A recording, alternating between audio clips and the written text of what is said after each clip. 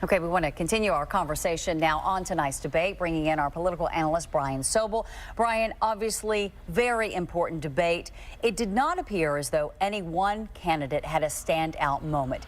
Do you think that anyone was able to change voters' minds tonight? I don't think so tonight. And the clip that we just showed, the Warren-Sanders exchange, might have been the highlight of the night. I mean, it was a good line.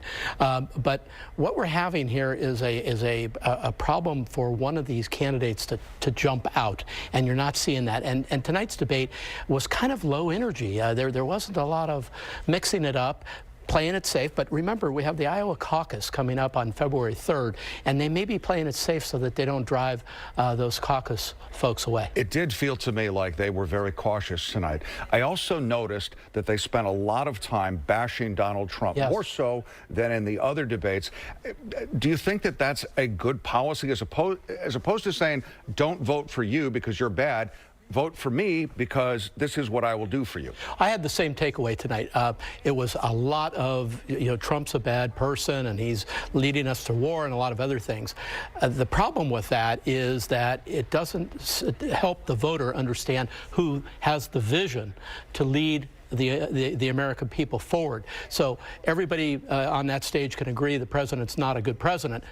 But who's jumping out saying, follow me, exactly. I'm the visionary? Mm-hmm. What about for the front runner, Joe Biden? It appeared as though he struggled a bit tonight. This was not his strongest performance until you got to the very end. Right, good point. The close was perfect, but unfortunately for him tonight, it was a 2-hour debate, and he had some really rough moments along the way where he didn't seem to be able to collect his thinking on things, and he wasn't able to articulate what he wanted to say a couple of times.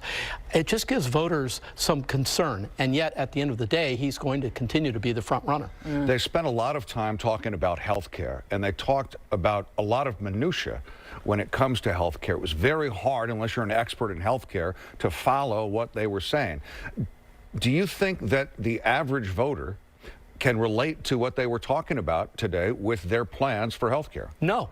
And, whether it's $1.5 trillion or multi-trillions, everybody's got a different number. I think for the average person, they want to know that somebody there has a plan, again, some connection to the voter that will help that voter vote for somebody. Arguing about the minutia of health care is a very tough thing because it requires people to actually know a whole lot about the system. These people work with it all the time. The average voter can't speak in those terms. Well, we will see just how big of an impact tonight's debate had on voters when they head to the polls in what, 20 days, 19 days now. Well, the caucus, and and right around the corner. That's and then on from there. Yep, all right. Brian Sobel, we'll leave it there. So much. Absolutely. Yep.